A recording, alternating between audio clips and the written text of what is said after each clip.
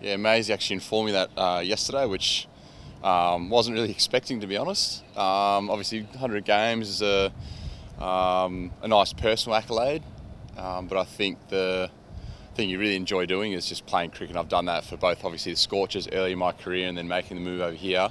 They've all had their ups and downs, and yeah, each day I just really look forward to going out and improving. Going to run through a banner, like it's just cheer you off. I hope there's no. I hope there's no banner or anything like that, or being carried on shoulders. Yeah, not really about that in front of the fans. More about the team in that regard. Yeah.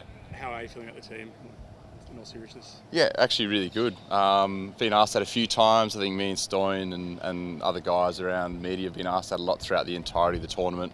Actually caught up with Pete Hanscom today, and he just asked the same question. And given we were 0-5 at one stage, I can't say that the mood's changed between where we are now, where we are at the start, and when we're at that point of 0-5. So, real crowd. I've praised Morsey and praised Stoyne for the way they've handled themselves in that situation, because no doubt it's bloody hard in that instance to not be frustrated, not let that frustration out anyone, and they've kept it within and held a really even baseline.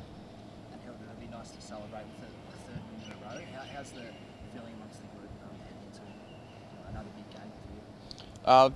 Well, obviously we're feeling great. We obviously know these guys, well, specifically Vincey, has had a lot of success against us in the past. They're obviously been a great side for a long period of time.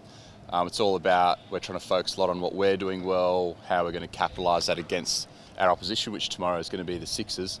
Yeah, it's just about what we're controlling, what we're doing really well, and once we walk out in the field, if we do those things really well, we're going to back ourselves to be on the positive side of that result.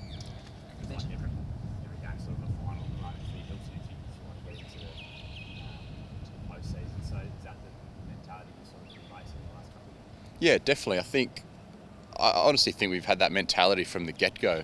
It's just been highlighted now that it is literally you can't lose a game from that period. Some people say, it'll help guys relax. I personally think it works the other way. For me anyway, it's a must-win game. Pressures and stakes are actually a lot higher in that instance, as opposed to you got 10 games to go. You can kind of some people can dilly-dally through those times, but I think it's actually been might have worked in our favour, might not, I don't know, but I actually find those pinch points will have a lot more pressure. What have you found the last couple of games that's clicked more so than the first five? It's maybe the potential. I think the biggest one's probably, there's been moments in games where even those games we lost specific moments. I could have caught Cooper Connolly on the boundary in that first game. I let it go over my head for a one bounce four.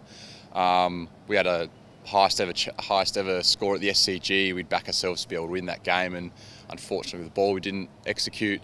And then a couple of games at the bat, we've just fallen short. We've fallen, I think, around 10 runs short, being 9 wickets down, which if you're that close to a total, 9 wickets down, if you're 4 wickets down, you're probably chasing that 9 times out of 10. So there's been moments through games where we've been in it, but just unfortunately fallen at certain hurdles.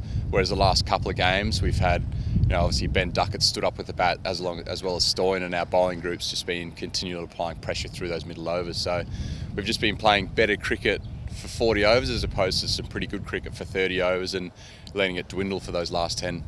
Adding Rolex to the mix. Yeah, obviously he's had such a great summer this year as well as last year, and he's been pivotal for our the way we've gone about things in the past. And obviously he's a great slipper, great fielder, great batter, and he can obviously add with the ball through the middle as well. So he's just a very good all-round cricketer, so hopefully we get to have him for the entirety of the season and hopefully post that as well. What were your first words to him when you came back? I haven't seen him yet.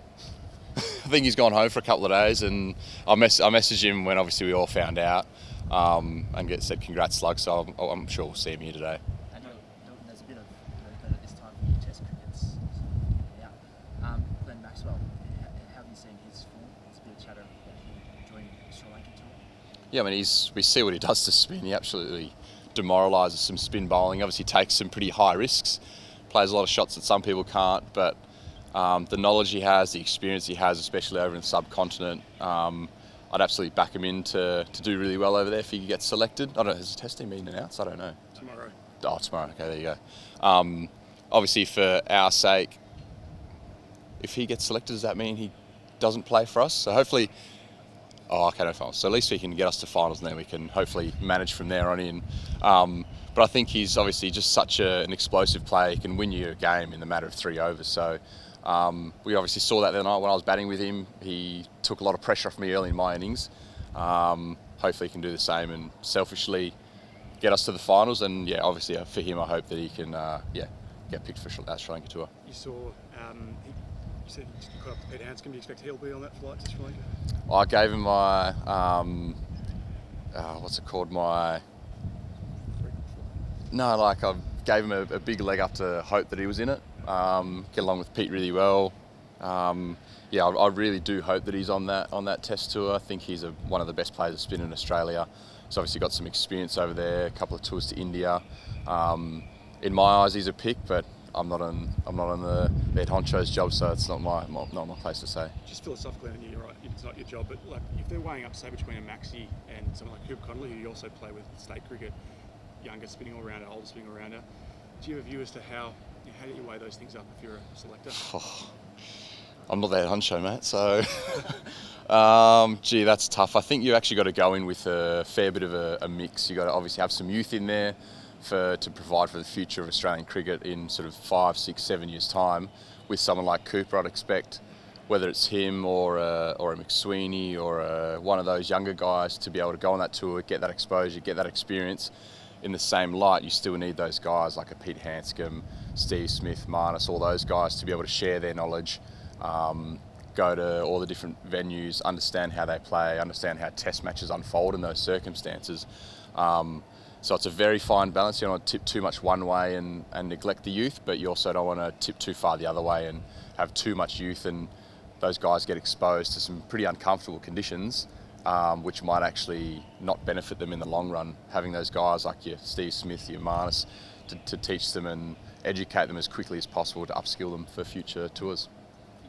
Maxi at 6 for you guys, is that his best spot? I sort of felt like the other night you were getting really deep into the chase and you and Maxi still weren't yet better or higher up the order potential. I think it's a really difficult question because depending on what your opposition is, if they've got a spin heavy, so like an Adelaide Strikers, obviously back in Boise and Popey, having spin heavy conditions or spin heavy attacks, I think Maxi should be going in as early as possible to face those overs because he can be so damaging.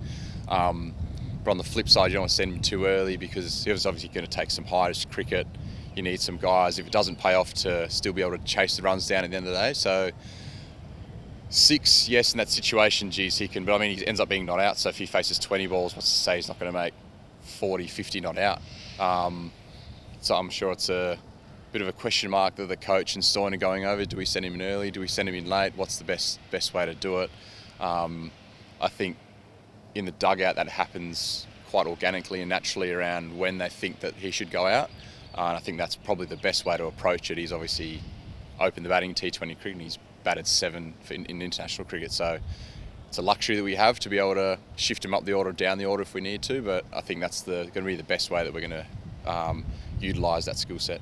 Just on Bo, you've seen up close at the Stars and against Sydney in Shield cricket. You saw him perform that way and when given a chance at Test cricket. Are you surprised or did you see that? No, not surprised. Literally, I was actually, along with a lot of other people who are a lot close with Bo, but I was so impressed that he didn't go outside his box. He didn't try and make himself this high glitz glamour Test cricketer. He just went out and did his thing. He went out, hit a line length that he's done for years in Shield cricket. He went out there, played his shots as a batter, and I'm sure all the coaches and all the players said the exact same stuff to him, but to actually go out there on an international stage on your debut and do it is a very hard ask, and he did that with it. Didn't even seem like he batted an eyelid at doing it. So I was extremely impressed and proud that he was able to do that, because a lot of people think that you got to reinvent yourself and you got to perform on the big stage, and he just went out and did his thing, and I think that was the most impressive thing about how he went about it.